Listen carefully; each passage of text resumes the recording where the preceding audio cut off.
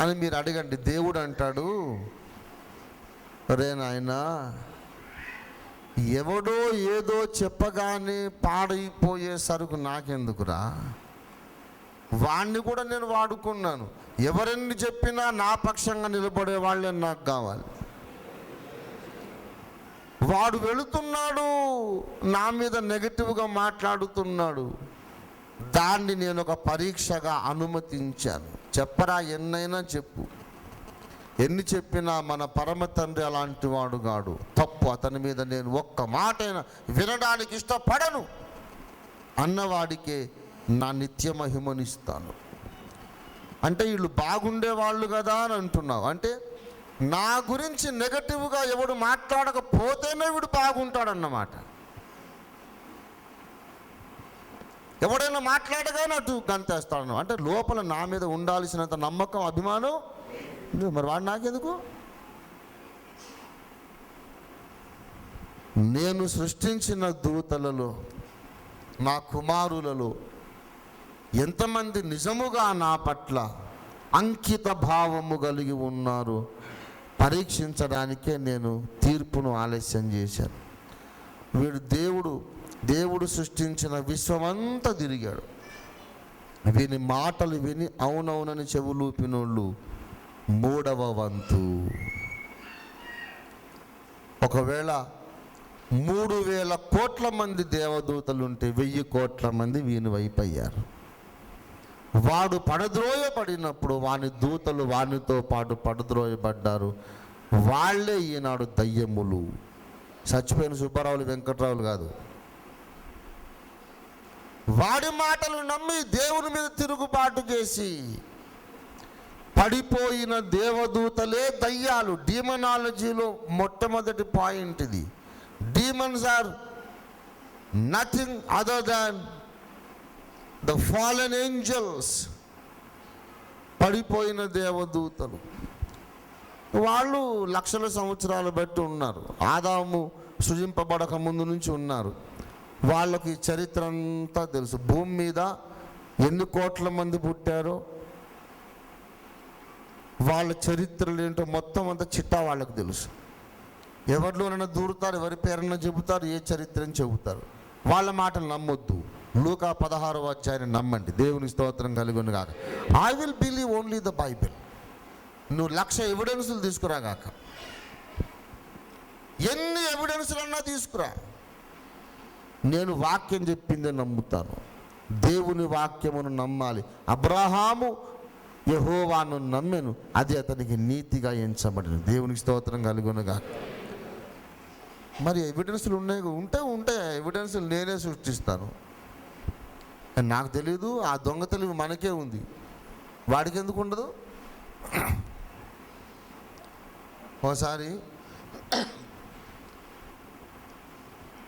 మధ్యాహ్నం 3 గంటలకు నేను మోకరించి ప్రార్థన చేస్తున్నా. దేవుని ఆత్మ ఉండి, లే, నడు వెళ్ళు, కొంచెం వెళ్ళు. నాకు అనుమానం వచ్చి, ఏంటి ప్రభా ప్రార్థన చేస్తుంటే వెళ్ళిపోమ్మంటావు, నేను తప్పు చేశానా అంటే, కాదు నేను కూడా వస్తాను నీతో, పద. అట్లాగా నువ్వు వస్తానంటే వస్తాను. ఎక్కడికైనా అడవికైనా వెళ్తాను, ఎక్కడికైనా. లేచి నడిచా. ఫలానా ఇంటికి వెళ్ళు అంటాడు. వెళ్ళేసరికి ఏమైంది తెలుసా?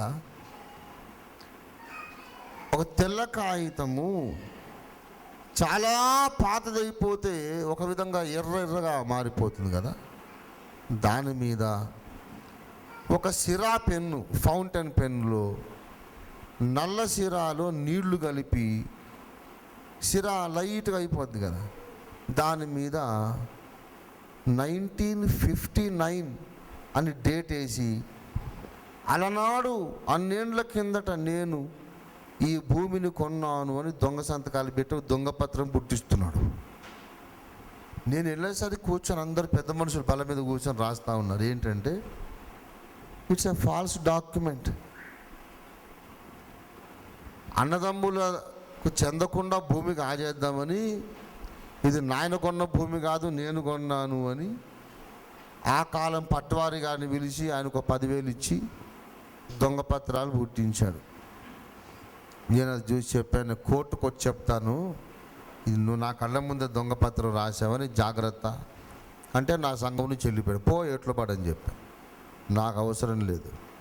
పిల్లారా, ఎందుకు చెప్పానంటే మనుషులు ఇంత దొంగ తెలివి పెట్టుకొని ఎక్కడెక్కడియో దొంగ పత్రాలు పుట్టిస్తున్నారు. సైతాన్ గాడికి తెలివి లేదా?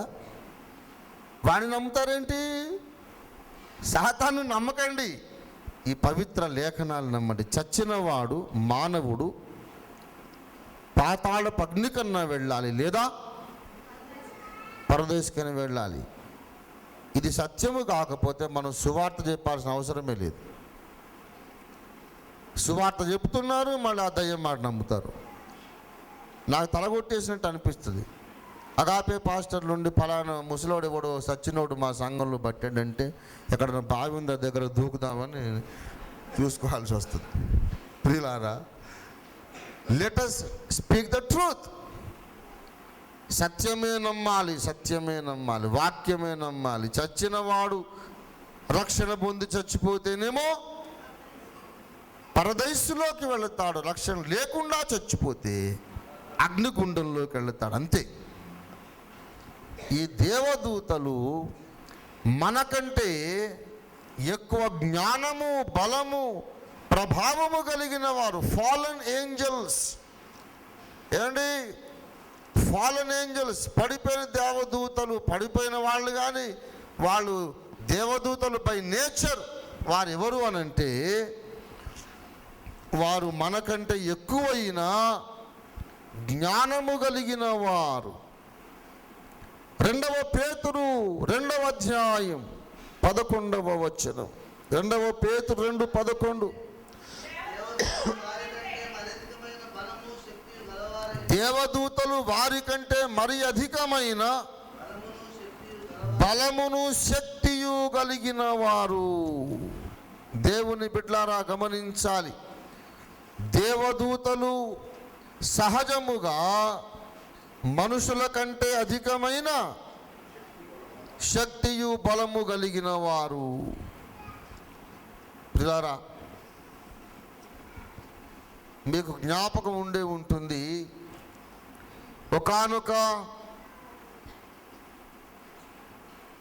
సమయంలో హిజ్కియా రాజు కాలం, 2వ దినవృత్తాంతముల గ్రంథము హిజ్కియా రాజు కాలంలో 32వ అధ్యాయము 20-21 వచనాలు చూడండి దయచేసి. రాజైన హిజ్కియాయును ఆమోజు కుమారుడైన యెషయాను ప్రవక్తయును ఇందును గూర్చి ప్రార్థించి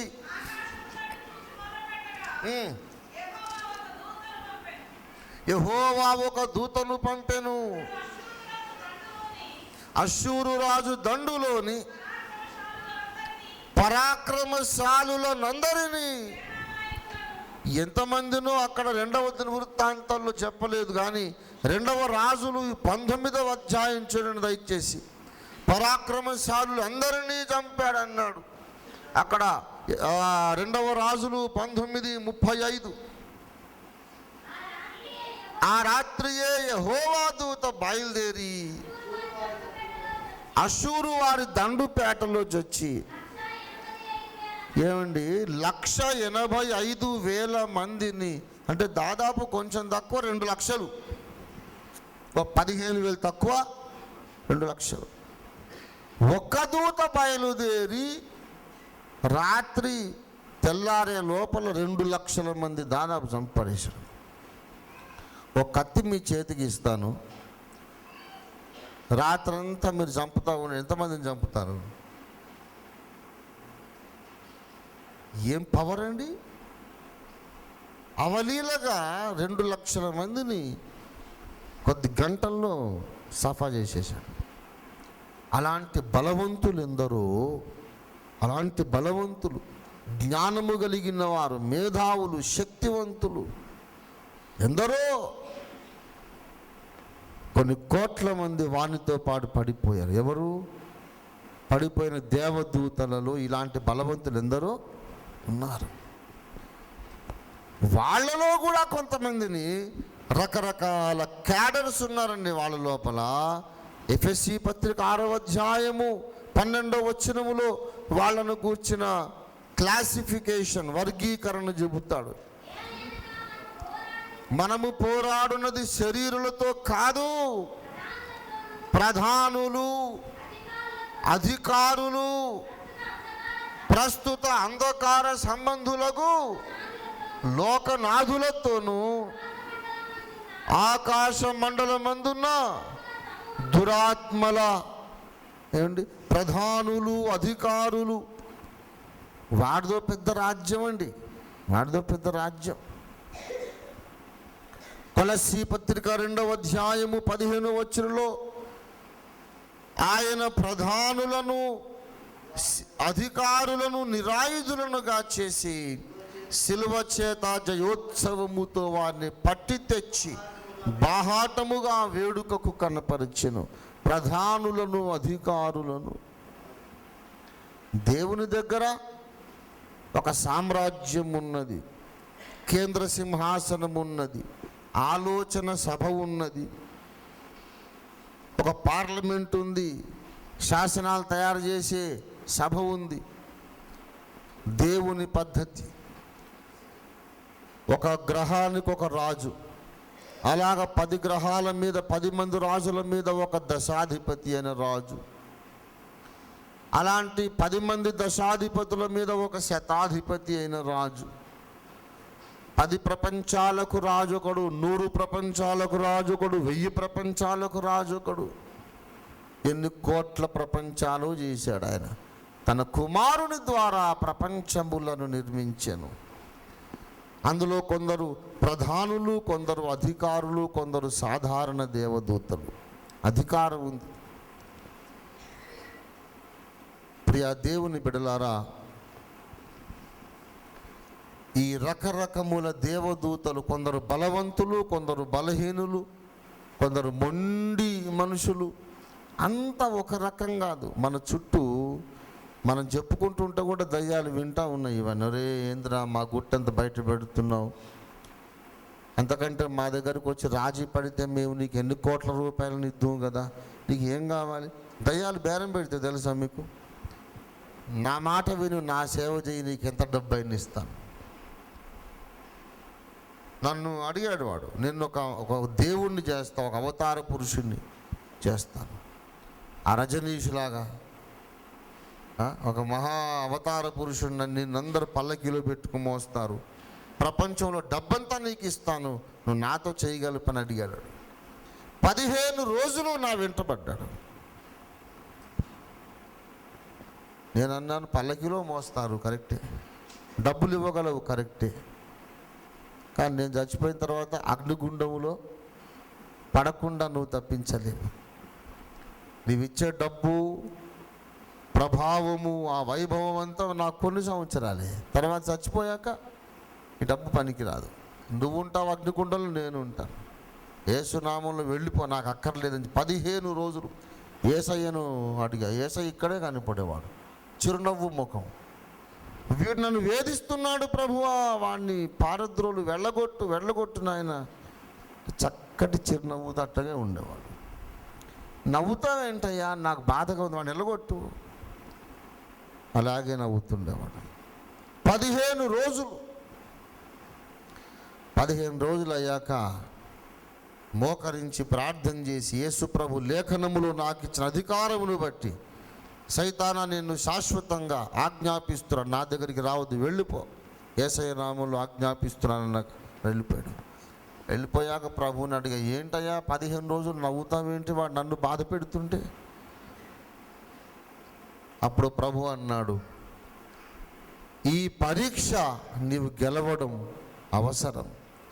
నేను నీకు అప్పగించిన పరిచర్య చేయడానికి ఈ పరీక్షను గెలవడం అవసరం. పరీక్ష గెలవకుండా ఎవరిని నేను ఎప్పుడు వాడుకోలేదు. పిల్లారా, వాడు మహా బేరం పెడతాడు, రే నా గుట్టు బయట పెట్టకు, నా జోలికి రాకు, నీకు ఏది కావాలో ఇస్తాను. వాడు ఏమైనా ఇస్తాడు కానీ మనశ్శాంతిని ఇవ్వలేడు, నిత్య రక్షణ భాగ్యము ఇవ్వలేడు. మన చేత కాదు. కనుక ప్రియులారా, వాడి గుట్టు చెబుతున్నాను. వాడు కోట్ల మంది దేవదూతలతో వాడు పడిపోయాడు. ఇప్పుడు ఈ భూమి అంతా కూడా వాని రాజ్యము, ఈ భూగ్రహము వాని రాజ్యము. యోహాను 14:30 చెప్పాడు, ఈ లోకాధికారి వచ్చుచున్నాడు. ఏమండి, జాన్ 14:30, ఈ లోకాధికారి వచ్చుచున్నాడు. సాతాను పేరు ఈ లోకాధికారి. లూకా సువార్త 4వ అధ్యాయము 6వ వచనం నుండి దయచేసి. లూకా 4:6, ఈ అధికారమంతయు ఈ రాజ్యముల మహిమయు నీకిత్తురు, అది నాకు అప్పగించబడి ఉన్నది. ఇదంతయు నాది, ఇది నాకు అప్పగించబడింది. ఈ లోకము, లోక అధికారము, ఈ రాజ్యముల మహిమ అంతయు నాది, నాకు అప్పగించబడిందని యేసయ్యకే చెప్పాడు.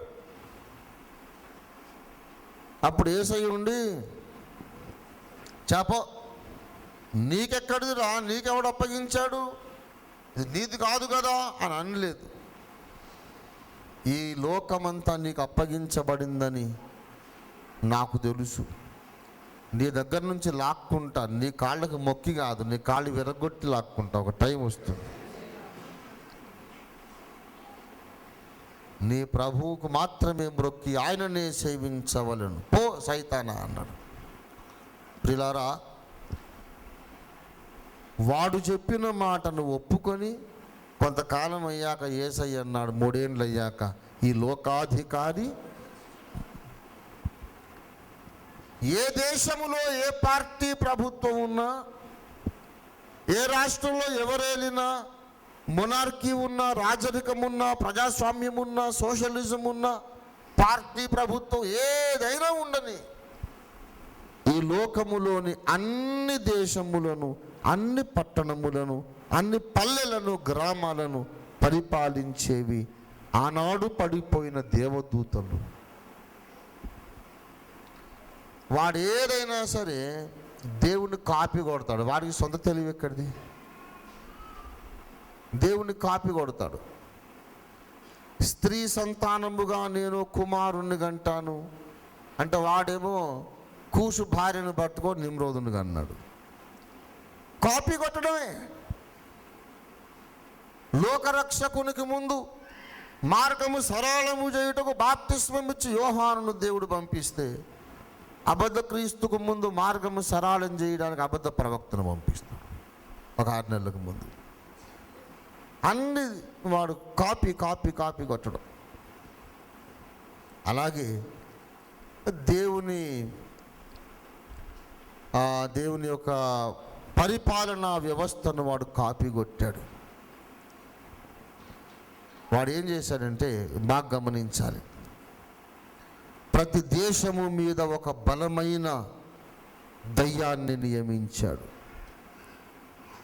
మనకెట్లా ఇప్పుడు ఢిల్లీలో ప్రెసిడెంట్ ఆఫ్ ఇండియా ఉంటాడు, తర్వాత ఆయన కింద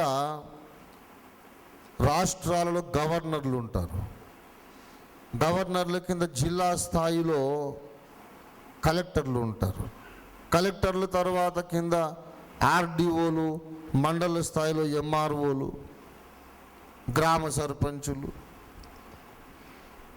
ఇలా ఉన్నట్లు భారతదేశానికి ఒక పెద్ద దయ్యాన్ని పెట్టాడు. అమెరికాకు పెద్ద దయ్యం, ఇంగ్లాండ్కో పెద్ద దయ్యం, ఫ్రాన్స్కు, జర్మనీకి, ప్రతి దేశం మీద ఒక బలమైన దయ్యం. తర్వాత రాష్ట్రాల స్థాయిలో ఒక్కొక్క రాష్ట్రం ఒక్కొక్క దయ్యం. పల్లెలలో, గ్రామాల్లో, ఒక గ్రామములో 2000 జనాభా ఉందనుకోండి, కనీసం 200-300 దయ్యాలైనా అక్కడ ఉంటారు. ఈ గ్రామ ప్రజలు సువార్త వినకుండా, రక్షణ పొందకుండా చేయండి. గ్రామం ఇన్ఛార్జ్ దయ్యాలు, కొన్ని తాలూకా లెవెల్ ఇన్ఛార్జ్ దయ్యాలు, జిల్లా లెవెల్ ఇన్ఛార్జ్ దయ్యాలు, రాష్ట్రం లెవెల్లో ఇన్ఛార్జ్ దయ్యాలు, మొత్తం దేశానికి అన్ని దేశాల ముఖ్య దయ్యాలు ఉన్నారు, ప్రధానాధిపతులు. వాళ్ళందరి మీద సాతాను సింహాసనం. ఇది మనం తెలుసుకోవడం ముఖ్యం. ఎవడైనా ఏలనియండి, అసలు ఏలుబడి చేసేది వీడే. ప్రియులారా,